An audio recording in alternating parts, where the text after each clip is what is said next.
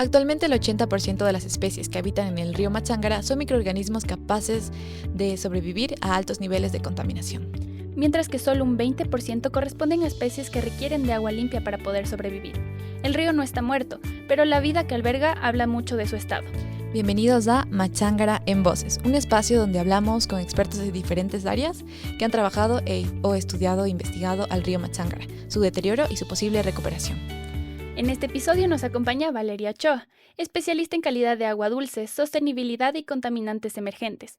Cuenta con un doctorado en ingeniería ambiental y ha enfocado su trabajo en el análisis técnico de sistemas hídricos y su relación con la actividad humana. También es directora de la maestría en soluciones ambientales y sostenibilidad. Además, Valeria, muchísimas gracias por estar aquí. Ha sido una aliada clave para este proyecto, ya que junto a ella realizamos la recolección y análisis de muestras del río Machángara, lo que nos permitió comprender de manera directa su estado actual. Bienvenida, Vale, muchas gracias por estar aquí. Para comenzar, queríamos preguntarte ¿cómo está el estado actual del río Machángara desde el nivel técnico? Hola Nati, hola Mel, qué lindo estar acá acompañándoles y muchísimas gracias por la invitación y felicitaciones por la iniciativa. Me encanta, Machángara nos une, creo que es una de las campañas más lindas que estamos trabajando en la actualidad y muchísimas gracias por, repito, invitarme acá. ¿Cómo está el río? Desafortunadamente el río Machángara es uno de los ríos más contaminados de la provincia de Pichincha. Nosotros lo llevamos estudiando desde el año 2017 y lo que hemos identificado es que presenta un nivel de contaminación bastante alto. Y cuando nosotros hablamos de contaminación, podemos hablar de contaminación físico-química y también contaminación microbiológica. Y el Machángara presenta niveles altos de contaminación físico-química en términos de materia orgánica. ¿Qué quiere decir esto? Que al recibir más del 70% de las descargas de la ciudad de Quito, presenta unos niveles bastante altos de materia orgánica, elevada concentración de nutrientes. También hemos detectado la presencia de metales pesados y adicionalmente, por el lado de la parte microbiana, vemos que presenta principalmente una elevada concentración de microorganismos patógenos. Entonces, técnicamente, cuando pensamos en el río Machángara, lo vemos altamente contaminado y adicionalmente es un reservorio, desafortunadamente, de patógenos que eventualmente pueden generar afectaciones tanto a la salud pública y evidentemente al ecosistema. Justo hablando de toda la investigación que has hecho, nosotros también tomamos una muestra contigo. Gracias por acompañarnos también hasta Quebrada Caupicho. En la muestra que nosotros tomamos y que fueron a analizar en el Aqua Biolab, ¿qué fue lo más relevante o preocupante que encontraste? Sí, nosotros cuando tomamos esta muestra hicimos los análisis físico-químicos, obviamente elevados, repito, niveles de contaminación que está por encima de la normativa ecuatoriana. Entonces, y también analizamos microbiológicamente, ¿sí? Pudimos medir la presencia de coliformes totales, coliformes fecales, hemos hecho análisis de otros microorganismos patógenos, entonces hemos encontrado en el río Machángara los 4 tipos de coli y muchos de ellos uno de ellos en particular es responsable de la producción de enfermedades intestinales como diarrea, incluso puede causar muerte. Hemos encontrado salmonela, hemos encontrado cryptosporidium, hemos encontrado diferentes patógenos. Y algo fue muy interesante que realizamos con ustedes fue medir y mirar cómo se veía la muestra en un microscopio. Y juntas pudimos ver muchos microorganismos que estaban activos, pero muchos de ellos son patógenos y nos pueden generar afectaciones a la salud pública. Entonces, en términos de vida acuática, el río Machángara no presenta un ecosistema saludable.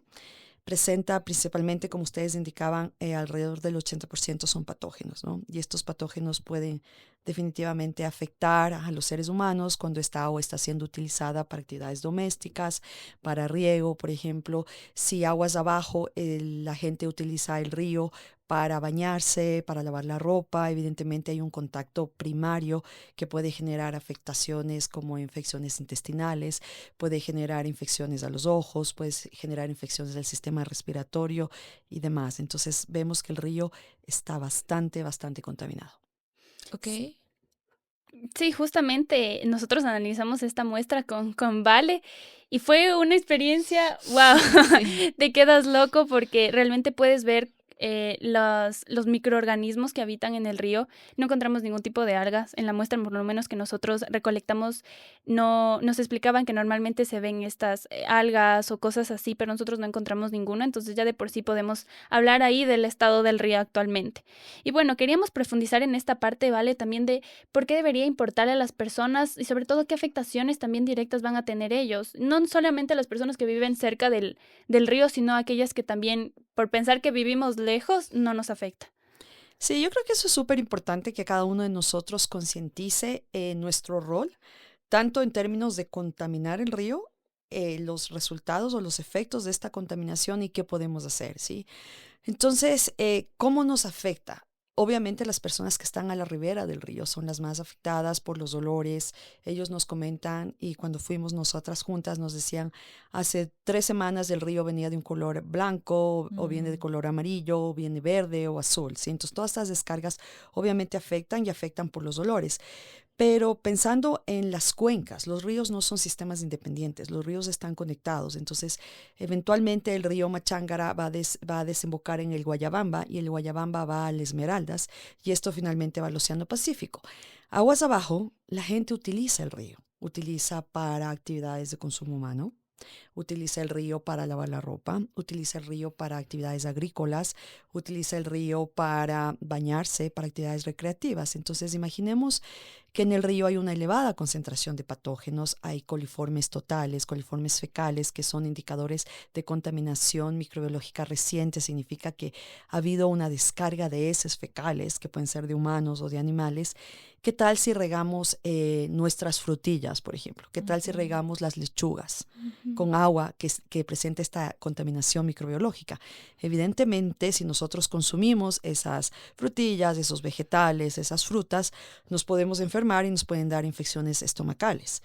Desafortunadamente es común que nuestros colaboradores nos comenten o que hay personas que viven en las riberas de los ríos que nos dicen, les comento que estoy súper enferma del estómago y me hice los análisis y me dicen que tengo salmonela.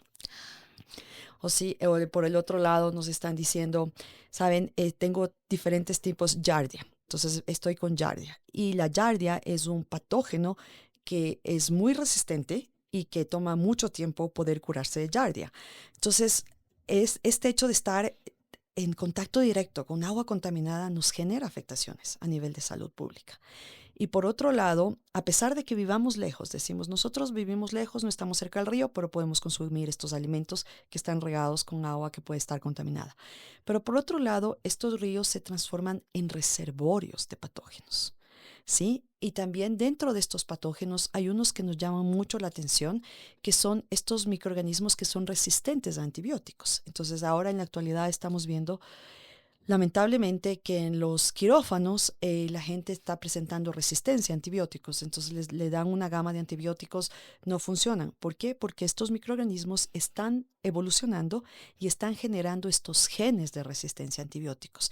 Entonces, con nuestras propias actividades, estamos generando unos super microorganismos, unas super bacterias completamente muy resistentes a antibióticos y esto obviamente es un problema de salud pública que nos afecta a todos, independientemente de que estemos cercanos o no a los ríos. Entonces, sí es importante que pensemos desde nuestras posiciones cómo nuestras actividades al contaminar los ríos, al descargar basura en los inodoros, al descargar basura por los lavabos, aceite contaminado, por ejemplo. ¿Qué pasa cuando botamos las baterías en la basura común? ¿Qué pasa con las pinturas? ¿Qué pasa con los mismos fármacos? Cuando en el inodoro decidimos, este jarabe ya está pasado, ya no voy a tomar estas pastillas y las botamos por ahí. Entonces, eso obviamente tenemos un rol importante ahí, que estamos contaminando y eventualmente vamos a estar afectados por las consecuencias de esa contaminación y de nuestras propias actividades también. Es realmente preocupante porque cada vez que les decimos estas datas en los talleres a los que fuimos, a las escuelas a los que fuimos, los niños se asustan. Y nosotros también nos asustamos al principio porque es como impactante que tanto tiempo lo desconocía. Y puede que alguna vez hayamos consumido no De solo, ley. no solo esa frutilla, sino también de los manglares, vienen de las esmeraldas a los mercados quiteños. Entonces, sí, y la reacción usualmente es asustarse y decir, ¿y ahora qué se puede hacer? O sea, ¿estamos perdidos o nos vamos a morir todos? Y no, la idea tampoco es asustarles, sino entonces por eso te quería consultar la siguiente pregunta ¿es posible recuperar la calidad del agua? ¿Qué se necesitaría para eso? Sí, sí es posible. Y yo creo que lo más importante es, se necesita trabajar a diferentes niveles, ¿sí? Esto es un ejercicio que nos hace pensar cómo cada uno de nosotros podemos aportar y evidentemente tiene que ser un esfuerzo conjunto.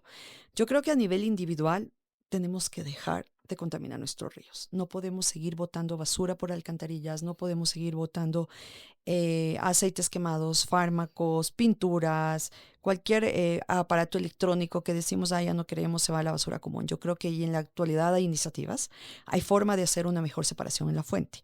Ser mucho más conscientes, mucho más mindful de nuestro rol, ¿sí? Nosotros, el agua servida, desafortunadamente en la ciudad de Quito, el agua residual doméstica, el 3% apenas está siendo tratado y menos del 3%. Eso significa que más del 97% está descargado en los ríos sin ningún tipo de tratamiento, ¿sí? Entonces, es importante eso como a nivel ciudadano. Por otro lado, también sí necesitamos un compromiso de nuestras autoridades. Necesitamos hoy más que nunca construir plantas de tratamiento de aguas residuales. Quito necesita una construcción de plantas de tratamiento de aguas residuales urgente. Es imperativo que las tengamos. Entonces, para poder recuperar nuestros ríos, lo primero que necesitamos hacer es eliminar la fuente de contaminación, eliminar la descarga de aguas servidas, educar a la población. El momento que eliminemos la descarga de las aguas servidas, que el río ya no siga recibiendo más contaminación, más basura, ahí es cuando podemos empezar un proceso de restauración y de recuperación de nuestros ríos. Esto nos puede llevar años, va a depender del tipo de contaminación que tengamos, va a depender de la vegetación de ribera que tengamos alrededor, va a depender de las diferentes actividades que realicemos, pero esto nos puede llevar tranquilamente entre unos 15, 20 años, si no es más, recuperar la calidad del agua del río Machancara. Tenemos esfuerzos y tenemos ejemplos importantes que se han realizado a nivel mundial. En Europa tenemos varios ríos que han sido recuperados. Yo no sé si ustedes escucharon del río Sena, por ejemplo. El río Sí. Sena en París fue recuperado, no todo el río, pero un trecho del río fue recuperado para realizar varias de las pruebas olímpicas durante el río. En el río durante las Olimpiadas. Ellos, en esa parte en particular, que fueron la que restauraron, no la habían utilizado para bañarse durante 100 años. Y después de todos los esfuerzos de recuperación, finalmente lograron en ese trecho del río poder hacer parte de las pruebas olímpicas. Cabe indicar también que durante las Olimpiadas llovió y Ah, principalmente fueron la concentración de microorganismos que se elevó y no era apta para poder bañarse ahí o para poder realizar las diferentes actividades. Entonces tuvieron que esperar hasta que los niveles de los diferentes parámetros cumplan con los criterios de calidad y finalmente lograr realizar las diferentes pruebas. Y así hay muchos otros ejemplos. Entonces, ¿podemos recuperar el río? Sí lo podemos recuperar, pero lo más importante es eliminar las fuentes de contaminación. sí, perdóname que te interrumpa. Justo aquí en la universidad tenemos, no sé si viste la planta de tratamiento de agua, Minat, la Vale y el equipo de la Vale son los que mantienen la planta funcionando. Entonces, podría consultarte qué tipo de residuos que no deberían llegan ahí. Sí, esa es una excelente pregunta. Nosotros aquí como universidad estamos tratando el 97% de las descargas de las aguas servidas de todo nuestro campus. Entonces, eso sí es un aplauso enorme. Demuestra nuestro compromiso con la sostenibilidad que va mucho más allá de palabras y que son acciones concretas. Nuestra planta funciona, tenemos 2 módulos y básicamente estamos tratando 60 metros cúbicos al día. Y repito, equivalente al 97% de nuestros efluentes.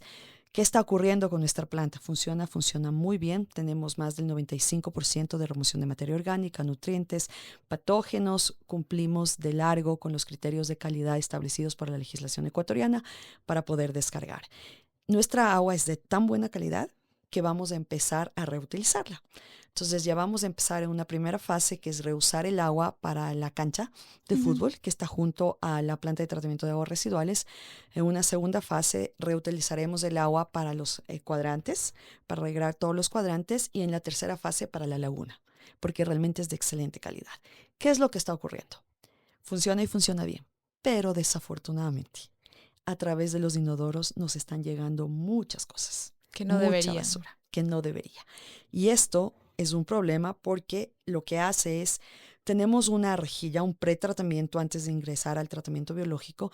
En esta rejilla tratamos de retener todo aquello que está llegando que no debería llegar a la planta, pero desafortunadamente hay cosas que se nos pasan, como las toallas. Entonces hay gente que está usando pañitos húmedos y esos paños húmedos, en lugar de desecharlos en los basureros, los está desechando en los inodoros. Eso nos llega a la planta, eso desafortunadamente está llegando a las bombas y nos está afectando nuestras bombas. Tuvimos que cambiar hace 3 semanas una bomba porque simplemente dejó de funcionar. Y Claro. eso es porque la gente no nos está acompañando. Entonces, a partir de la próxima semana, junto con el chapter de la ACS, de la American Chemical Society, nuestros estudiantes que son parte activa de este chapter, vamos a empezar una campaña en donde les vamos a pedir a toda la comunidad universitaria, y aprovecho este espacio para hacer ese primer pedido, Sí, sí. por favor, no boten nada a través de los inodoros. Los inodoros no son basureros. Nos llegan toallitas sanitarias, nos llegan restos de comida, que honestamente ese es el menor de los problemas. Nos llegan las bolsas de las papitas, de las galletas, los empaques, nos llega eso. Nos llega maquillaje, nos llegan labiales, nos llegan brochas para los maquillajes, nos llega papel. Nos está llegando preservativos, nos llegan diferentes tipos de empaques, nos llegan muchísimas cosas que no deberían llegar. Incluso nos han llegado ropa, nos han llegado camisetas, nos llegan medias. Todo eso no debería llegar Wow. porque afecta el desempeño de nuestra planta. Entonces, por favor, los inodoros no son basureros. Y eso es lo que podemos ver. Pero por otro lado, uno de los temas que son importantes también cuando hablamos de los ríos es todo el consumo de fármacos, todos estos contaminantes emergentes, estas nuevas preocupaciones, todo el café que tomamos, toda esa cafeína. Aparte de la cafeína, obviamente nuestro cuerpo la asimila, pero otra parte se descarga directamente en los ríos sin ningún tipo de tratamiento y eso puede generar afectaciones a la vida acuática. Entonces hay que, repito, ser un poquito mucho más quizás consciente de lo que estamos consumiendo. Ok, ya para ir cerrando, te quería preguntar, pensando un poco a futuro, ¿qué indicadores podríamos tener en el que el río Machángara podría comenzar a estar más limpio, más sano? ¿Qué deberíamos ver en este río para que eso suceda? Yo creo que son varios los indicadores que podríamos tener en consideración para mirar y efectivamente hablar de una recuperación del río. Uno de los más inmediatos, el momento que eliminemos las descargas de las aguas servidas, va a ser efectivamente el olor. ¿Sí? Entonces, primero no va a tener este olor a agua servida, alcantarillado. Otro de los indicadores físicos que podemos ver es, hay mucha espuma en la actualidad en el río Machángara, ¿sí? Entonces eso nos está hablando de que hay mucha materia orgánica, mucha descomposición de materia orgánica. Entonces ese sería un segundo indicador que baje el nivel de espuma. Por otro lado, yo sí creo que es importante que empecemos a ver si hay aves que empiezan a regresar al río.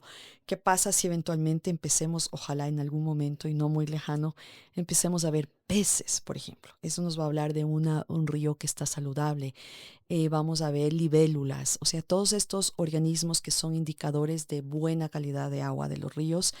Eso eventualmente se irá recuperando. Sí, eso obviamente va a tomar un par de años, bastantes años, pero es importante empezar a actuar pronto. Uno de los parámetros que nosotras medimos juntas cuando estuvimos en el río fue el oxígeno disuelto y yo decía, está súper bajo, recuerda que decía 1.7 miligramos por litro, es muy bajo, porque hay mucha contaminación. Ese es uno de los parámetros que se puede medir relativamente fácil y es un indicador de ese momento instantáneo de cómo está el río y el momento en cuando el río esté saludable vamos a ver niveles de alrededor de 6, 7, 8 miligramos por litro. Entonces, además de propiedades físicas que podamos observarlas fácilmente, estas mediciones químicas rápidas como medición de oxígeno disuelto nos va a ayudar y nos va a decir el río se está recuperando. Sí, totalmente. Muchas gracias, Vale. Súper interesante y súper relevante en realidad conocer todo esto que la mayoría de las personas no lo conoce. Nos olvidamos que estas pequeñas cosas de no ver peces, no ver aves en un río, te puede decir cómo está su calidad del agua y sobre todo también darnos cuenta un poco de la contaminación tan grande que está teniendo. Pero sí, aparte, a pesar de todo eso, el río Machangara no está muerto, no es un río muerto, pero la calidad de vida es bastante cuestionable. Bueno, y también es importante entender que sí podemos tener un papel. De hecho, lo que nos acabas de decir, no votar ese tipo de cosas por los sanitarios, que también imagino también afectan a las plantas de tratamiento de agua que hay aquí en Quitumbe, que me mencionabas, y las próximas que habrán. Entonces, sí podemos hacer algo como ciudadanos. Y bueno, recordar que lo que ocurre dentro de las aguas del Machangara no es ajeno a la ciudad, a nuestra ciudad. Es consecuencia directa de las decisiones, los hábitos y las formas de habitar el territorio. Y bueno, eso fue todo por este episodio de Machangara en Voces. Muchas gracias por escuchar. Nos vemos.